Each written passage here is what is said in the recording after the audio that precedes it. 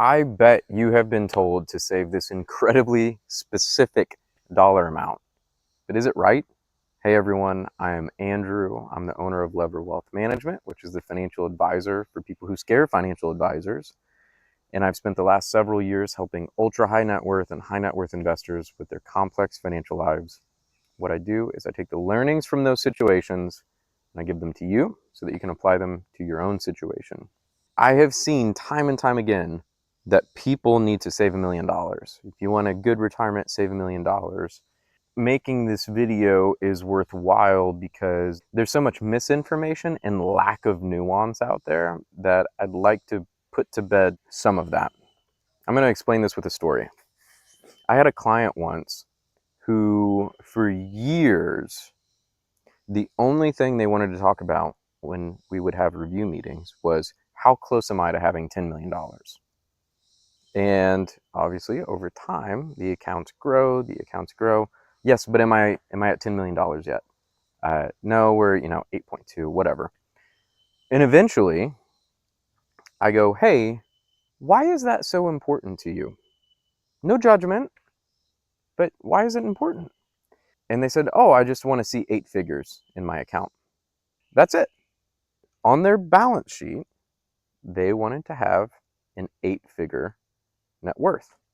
And before you laugh at them and you make mean comments saying, oh, what a terrible problem to have, that's exactly what so many of us do by trying to get to $1 million. Because we've been told it denotes some special status socially to us, some type of freedom, and even if people don't know, perhaps it makes us a little bit better than them. And the fact of the matter is that the number of $1 million in you being a millionaire means absolutely nothing. It means nothing. True wealth is determined not only by your balance sheet, but by the growth of your balance sheet over time.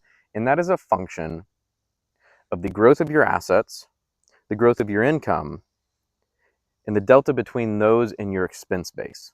And so, for example, if I've achieved $1 million net worth now, and I retire, but I spend $250,000 a year, I have zero wealth when I look at my economic balance sheet or my human life balance sheet, not just my point in time, September 30th of 2025 balance sheet. So if it is wealth you are looking to achieve, you have to go deeper.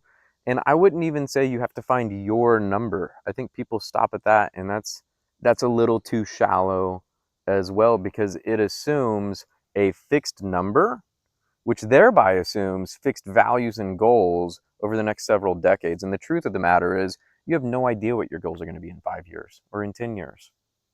Your view on life is going to change. And as your net worth changes, so will your values and goals. As an example, many people who retire right at the beginning, I ask them about charitable giving. And they say, Andrew, I don't really want to do a ton of charitable giving right now. And it's not from a callousness in their heart.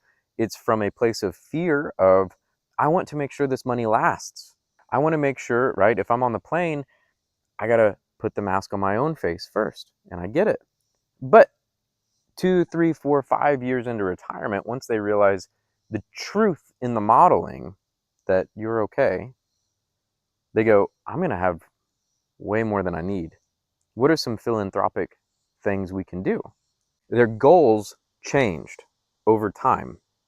And so even saying I need $2.3 million based on my financial plan is a little bit too shallow, okay? And I understand I'm being nitpicky here, but I think it is important to denote the distinction. A stupid person looks at a round number like $1 million and says, without any thinking, that's what I need because I was told by some Yahoo Finance article that that's what I need for a happy retirement. A smarter person looks at the delta between the two, at the delta between their income, their growth rate of assets, and their expenses. A wise person tries to continue growing their income and reducing their expenses where possible. Some of you will be better served to look for expense reduction. However, for those of you who have high earning potential and want to continue earning more, you may be better suited to increase your income and not worry as much about your expenses.